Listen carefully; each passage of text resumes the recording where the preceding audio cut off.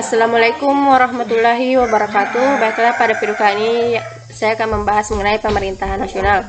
Pertama-tama saya akan memperkenalkan diri saya. Nama saya Rismayani dengan NIM 091058031913. Program studi Ilmu Pemerintahan semester 6, Fakultas Ilmu Sosial dan Ilmu Politik, Universitas Muhammadiyah Sedenarapang.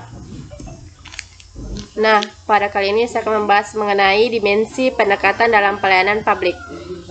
Yang pertama, dimensi dan pendekatan dalam pelayanan publik menurut Undang-Undang Nomor 25 Tahun 2019. Pelayanan publik adalah kegiatan dalam rangka pemenuhan kebutuhan pelayanan sesuai dengan peraturan perundang-undangan bagi setiap warga negara dan penduduk atas barang, jasa, dan atau pelayanan administratif yang diselenggarakan oleh penyelenggara pelayanan publik. Nah, kemudian reformasi pelayanan publik dengan mengembalikan dan mendudukkan pelayanan dan yang dilayani ke pengertian sesungguhnya. Pelayanan yang seharusnya ditujukan pada masyarakat umum kadang dibalik menjadi pelayanan masyarakat terhadap negara. Meskipun negara berdiri sesungguhnya adalah untuk kepentingan masyarakat yang mendirikannya. Artinya, sesungguhnya haruslah memberikan pelayanan terbaik kepada masyarakat. Nah, pendekatan politik dikotomi politik dan administratif oleh Wilson. Fungsi politik.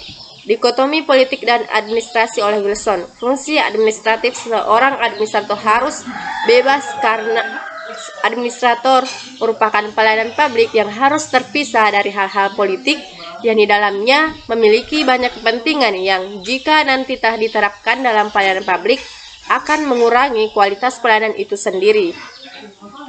Pendekatan politik memiliki keterkaitan dalam representasi yang mengarah dalam mempertimbangkan tenaga kerja sektor publik dengan cara yang sangat berbeda daripada pendekatan manajerial.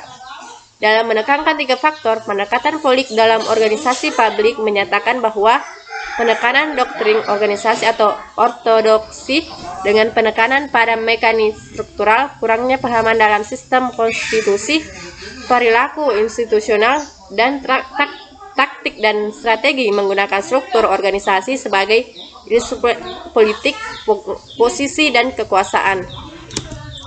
Nah, yang kemudian pendekatan manajerial.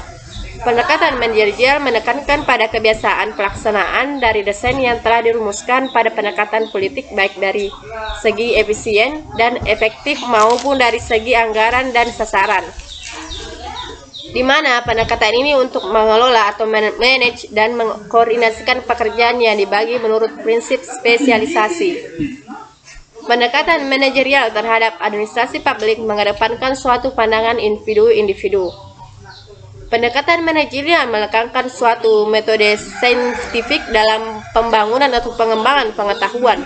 Dalam prakteknya, pembahasan administratif publik sebagai suatu ilmu pengetahuan telah mengajukan suatu upaya pengembangan generalisasi tentang perilaku administrasi. Yang kemudian, pendekatan legal. Pendekatan hukum menekankan pada prosedur yang sesuai dengan proses, hak-hak substantif yang sesungguhnya, dan keadilan yang memperhatikan individu sebagai seseorang yang unik dalam berbagai keadaan yang spesifik. Pendekatan ini merupakan berkelanjutan dan sinergitas atas 2 pendekatan sebelumnya, yakni pendekatan politik dan manajerial. Nah, kemudian level kebijakan manajerial operasional pelayanan publik. Politisi diartikan sebagai sebuah rencana kegiatan atau pernyataan mengenai tujuan-tujuan yang diajukan atau diadopsi oleh suatu pemerintah, partai politik, dan lain-lainnya. Kebijakan adalah mengenai suatu rencana, pernyataan tujuan, kontrak penjaminan, dan persyaratan tertulis baik yang dikeluarkan oleh pemerintah, partai politik, dan lain-lain sebagainya. James Anderson memberikan pengertian kebijakan sebagai serangkaian tindakan yang mempunyai tujuan tertentu yang diikuti dan dilaksanakan oleh seseorang pelaku atau sekelompok pelaku guna memecahkan suatu masalah tertentu. Nah, kemudian pengertian ini menurutnya berimplikasi Kebijakan selalu mempunyai tujuan tertentu atau merupakan tindakan yang berorientasi pada tujuan, bahwa kebijakan itu berisi tindakan-tindakan atau pola-pola tindakan pejabat-pejabat pemerintah, bahwa kebijakan merupakan apa yang benar-benar dilakukan oleh pemerintah, bahwa kebijakan bisa bersifat positif dalam arti merupakan beberapa bentuk tindakan pemerintah mengenai suatu masalah tertentu, atau bersifat negatif dalam arti merupakan keputusan pejabat pemerintah untuk tidak melakukan sesuatu, bahwa kebijakan dalam arti positif didasarkan pada peraturan perundang-undangan dan bersifat memaksa atau otoritatif, bahwa kebijakan dalam arti positif didasarkan pada peraturan perundang-undangan dan bersifat memaksa atau otoritatif. Selanjutnya, definisi kualitas pelayanan. Menurut Supranto, kualitas pelayanan adalah sebuah hasil yang harus dicapai dan dilakukan dengan sebuah tindakan. Namun, tindakan tersebut tidak berwujud dan mudah hilang, namun dapat dirasakan dan diingat. Kemudian, menurut Jiptono, definisi kualitas pelayanan adalah upaya pemenuhan kebutuhan yang dibarengi dengan keinginan konsumen serta ketepatan cara penyampaiannya agar dapat memenuhi harapan dan kepuasan pelanggan tersebut.